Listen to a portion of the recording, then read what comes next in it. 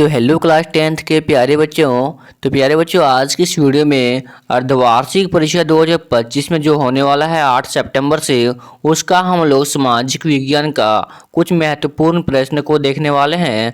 तो चलिए बिना देरी किए आज की इस वीडियो को शुरू करते हैं। यदि आप लोग हमारे चैनल पर पहली बार आए हैं तो वीडियो को लाइक करके चैनल को सब्सक्राइब कर लीजिएगा।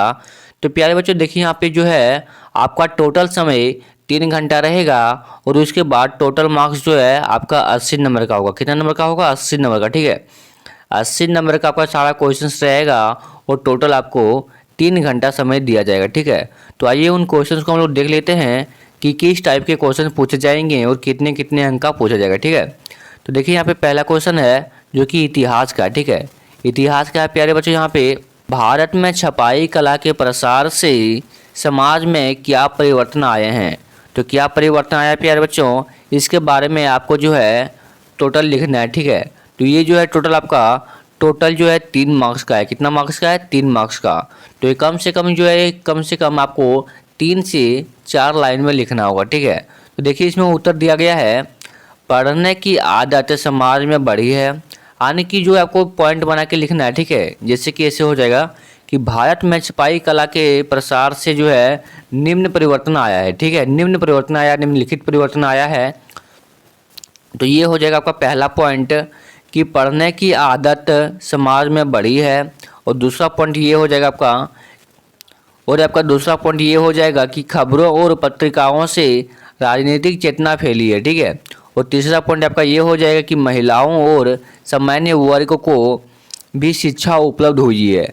तो यानी कि आपको 3 पॉइंट में लिखना है और उसके बाद आपको 3 मार्क्स जो है बिल्कुल मिल जाएगा। ठीक है, तो यहाँ पे अगला क्वेश्चन है क्वेश्चन नंबर, देखिए यहाँ पे दिया गया क्वेश्चन नंबर 2। ठीक है, ये सब सारा प्रीवियस क्वेश्चन है। मैं आपको दिखाना चाहता हूँ कि जो है कैसे कैसे आप लोगों के एग्जाम में पूछा जाएगा। कि सब बहुत सारे बच्चों को जो समझ में नहीं आ रहा है कि सर कैसा क्वेश्चन पूछा जाएगा, कितने मार्क्स का पूछा जाएगा, इसलिए मैं आज के इस वीडियो में आप लोगों के लिए स्पेशल वीडियो लेके आया हूँ। ठीक है, तो यहाँ पे दूसरा क्वेश्चन है गांधी जी का असहयोग आंदोलन असफल क्यों हुआ, संक्षेप में लिखिए।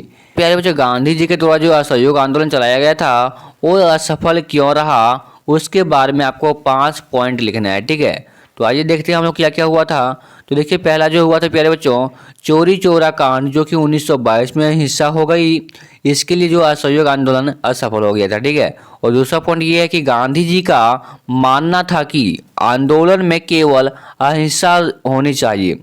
तो गांधी जी के द्वारा एक रणनीति निकाली गई थी कि इनमें से जितने जो होंगे सब अहिंसा होना चाहिए। ठीक है, इसके बाद ही जो है असहयोग आंदोलन चल पाएगा, नहीं तो नहीं चल पाएगा। ठीक है, और यहाँ पे अगला पॉइंट है आंदोलन बेकाबू हो गया और कई जगह से हिंसा फैल गई। ठीक है, तो असहयोग जो आंदोलन था प्यारे बच्चों वो बेकाबू हो गया था और उसके बाद जो है हिंसा फैल गई थी। और लास्ट पॉइंट आपको ये लिखना है कि इसीलिए गांधी जी ने आंदोलन आपस ले लिया। ठीक है, आपको जो इसमें से टोटल आपको 5 मार्क्स मिल जाएगा। ठीक है, अब अगला क्वेश्चन है क्वेश्चन नंबर 3, जो कि आपको भूगोल से देखने को मिलेगा। किससे मिलेगा? भूगोल से। ठीक है, भूगोल से आपका क्वेश्चन आएगा क्वेश्चन नंबर 3, भारत के प्रमुख जल विद्युत परियोजनाओं के नाम लिखिए।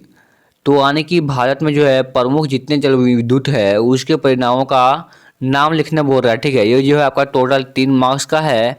तो आपको इसमें कम से कम जो है 3 पॉइंट लिखना होगा। ठीक है, तो यहाँ पे पहला पॉइंट हो जाएगा भाखड़ा नांगल परियोजना। ठीक है, आपको पहला पॉइंट ये लिख देना है। उसके बाद दूसरा पॉइंट में ये लिखना है कि हीराकुंड परियोजना। ठीक है, अब अगला पॉइंट लिखना है सरदार सरोवर परियोजना। ठीक है, आपको ये तीनों पॉइंट लिख देना है। उसके बाद आपको 3 मार्क्स टोटल मिल जाएगा।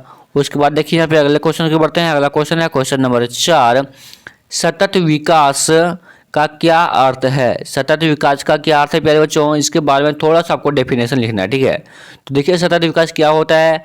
ऐसा विकास जिसमें आज की आवश्यकताओं को पूर्ति हो परंतु आने वाली पीढ़ियों की जरूरतें प्रभावित ना हो।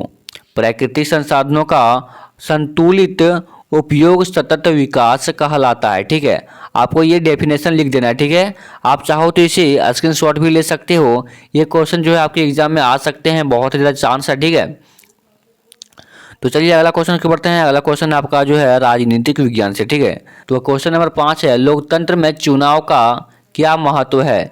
ये भी जो है आपका टोटल 3 मार्क्स का है। लोकतंत्र में चुनाव का क्या महत्व है। तो आइए जानते हैं कि लोकतंत्र में चुनाव का क्या महत्व होता है। तो प्यारे बच्चों, आपको उत्तर में लिखना है जनता अपनी पसंद की सरकार चुन सकती है, ये बिल्कुल सही है। नेताओं को जवाबदेह बनाया जा सकता है, ये भी सही है। सत्ता परिवर्तन शांतिपूर्ण ढंग से हो सकता है, ठीक है। यानी कि ये सारे 3 पॉइंट जो आपको लिख देना है, उसके बाद आपको टोटल 3 मार्क्स मिल जाएगा। आप देखिए अगला क्वेश्चन है क्वेश्चन नंबर 6। भारत में संघीय व्यवस्था की विशेषताएं लिखिए।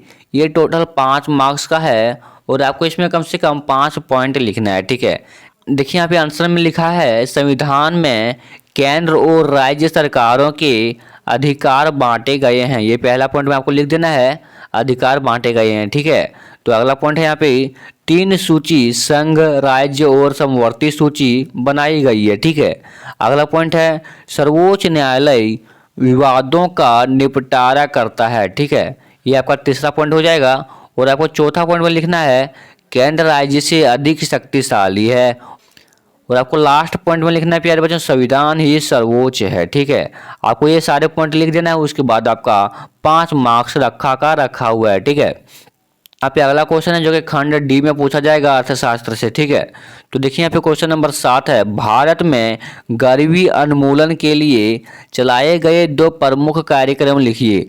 ये टोटल मार्क्स 2 का है। पहला पॉइंट आप लिखना होगा प्यारे बच्चों महात्मा गांधी राष्ट्रीय ग्रामीण रोजगार गारंटी अधिनियम, ठीक है। आपको ये पहला पॉइंट में लिख देना है। और दूसरा पॉइंट में लिखना है कि प्रधानमंत्री ग्रामीण आवास योजना, ठीक है। तो अभी अगले बढ़ जाना है। अगला क्वेश्चन है क्वेश्चन नंबर 8। संगठित और असंगठित क्षेत्र में अंतर स्पष्ट कीजिए। तो संगठित क्षेत्र और असंगठित क्षेत्र में अंतर स्पष्ट करने के लिए बोल रहा है, ठीक है। तो आइए जानते हैं क्या इसमें क्या क्या अंतर है, ठीक है। तो देखिए यहाँ पे उत्तर में दिया गया है संगठित क्षेत्र, असंगठित क्षेत्र, ठीक है। पहला यहाँ पे लिखना है आपको तय वेतन, पेंशन व सुविधाएं मिलती है। असुरक्षित नौकरी कोई सामाजिक सुरक्षा नहीं है, ठीक है।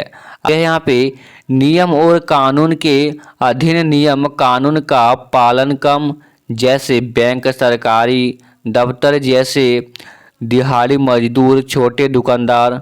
ये आपको आंसर में लिख देना है, ठीक है।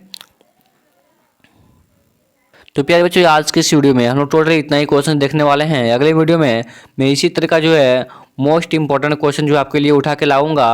और उसके बाद मैं आप लोगों के लिए अपने चैनल पे बहुत सारे वीडियो ऑब्जेक्टिव क्वेश्चंस का अपलोड कर दिए हैं, क्योंकि आपके एग्ज़ाम में 10 क्वेश्चन जो है ऑब्जेक्टिव भी पूछा जाएगा।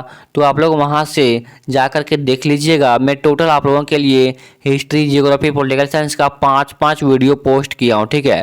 वो भी सिर्फ ऑब्जेक्टिव क्वेश्चंस का, BBI क्वेश्चंस का, ठीक है। तो जाइए देखिए और इस चैनल को सब्सक्राइब भी कर लीजिएगा, ठीक है।